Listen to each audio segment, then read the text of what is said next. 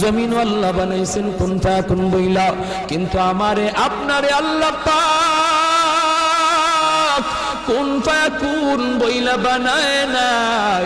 আমাকে আপনাকে যখন আল্লাহ বানাইছে, খালাকতু বিয়াদাইয়া, আল্লাহ বলে আমি আমার নিজের হাত দিয়া বান্দা বান্দিরে বানাইছি। কারণ এই চেহারার মধ্যে এত দামি কপাল, ওই কপাল দিয়া বান্দা আমার কুদরতি কদমে সাজদা দিবে। এই কপালটার এত দাম। এই কপাল কুন ফায়াকুন বললে হয় না, এই কপাল ফেরেশতাদের হাতে বানাইলেও হয় না, আমি আল্লাহ নিজের হাতে বানাইছি।